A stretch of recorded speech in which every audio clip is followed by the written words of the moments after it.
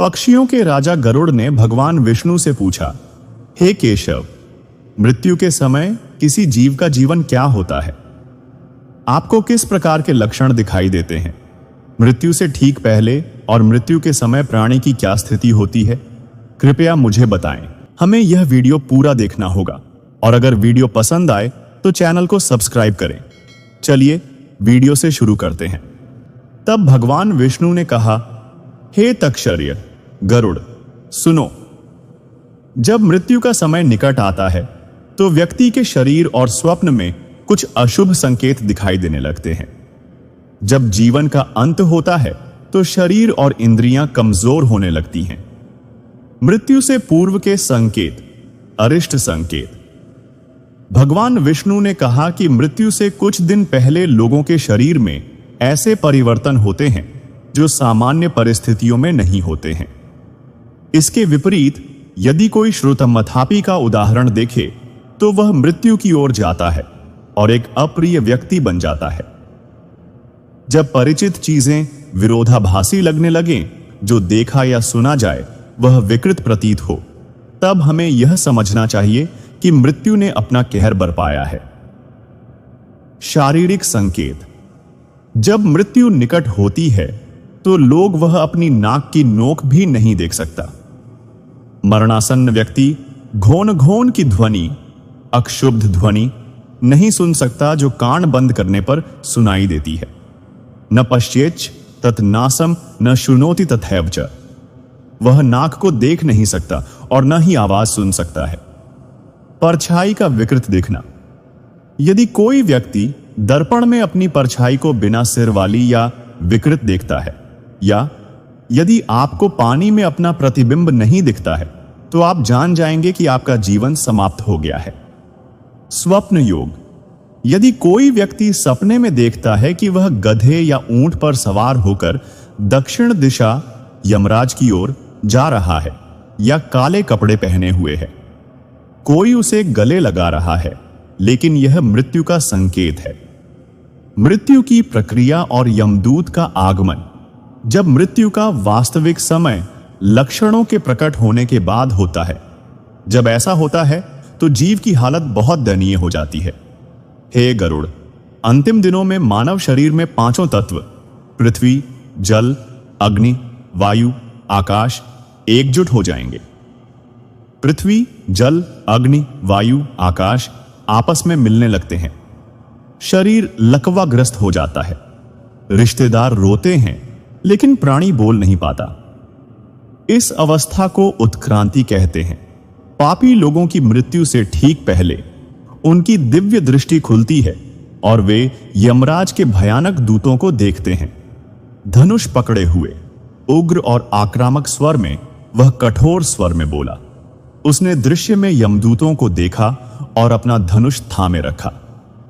अत्यंत क्रूर, भयंकर, डरावनी आंखों वाले और हाथों में फांसी का फंदा लिए यमदूत आ गए। उन्हें देखकर मरणासन्न व्यक्ति भय से पेशाब और मल त्याग करने लगा।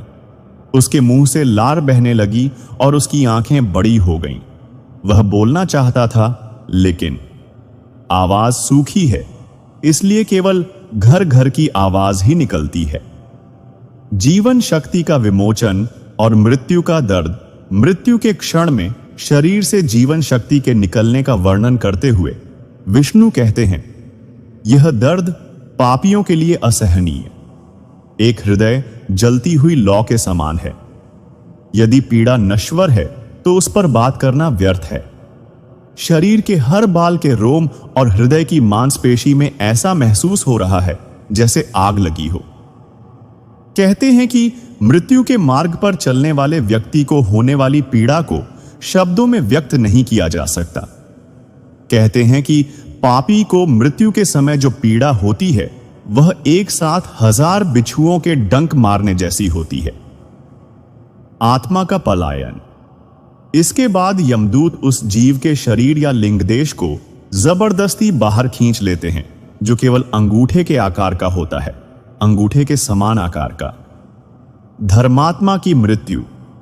जिन लोगों ने अपने जीवन में धर्म का पालन किया है, उनकी जीवन शक्ति सहजता से उनके मुख, नाक या तालू के माध्यम से प्रवेश कर सकती है और बाहर निकल सकती है। वे शांतिपूर्वक विदा होते हैं। यमदूत उन्हें सम्मानपूर्वक ले जाते हैं या विष्णुदूत उन्हें स्वर्ग ले जाते हैं। पापियों की मृत्यु। पापियों की प्राणवायु ऊपर की ओर नहीं जाती, बल्कि गुदा मार्ग से बाहर निकल जाती है। यमदूतों के अनुसार वे अपने वायुमंडलीय शरीरों या आत्माओं को रस्सियों से बांध लेते हैं। यम के मार्ग की यात्रा शरीर त्यागने के बाद शरीर जमीन पर पड़ा रहता है, जिसे हम मृत शरीर या शव कहते हैं।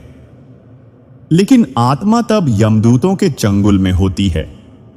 भगवान विष्णु और गरुड़ कहा, हे देवताओं के स्वामी, शरीर छोड़ने के बाद आत्मा अपने मृत शरीर को देखती है और उसमें पुनः प्रवेश करने के लिए तरसती है, लेकिन यमदूत उसे रस्सियों से बांधकर घसीट कर ले जाते हैं। तब उसे उसके कर्मों का दंड मिलता है।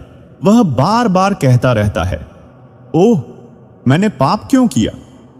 लेकिन फिर कोई दूसरा रास्ता ही नहीं बचता। इस प्रकार इस संसार में किसी जीव का जीवन समाप्त होता है और परलोक की लंबी यात्रा शुरू होती है। इस गहरे रहस्य को जानकर आपको कैसा लग रहा है? पसंद आया? अपनी राय कमेंट बॉक्स में दें। बिल्कुल, और ऐसी रहस्यमयी कहानियां सुनने के लिए हमारे चैनल को सब्सक्राइब करें। अगर आपको हमारे वीडियो पसंद आए तो प्लीज चैनल को सब्सक्राइब करें। हम हर दिन नए वीडियो अपलोड करते हैं। प्लीज नीचे कमेंट करें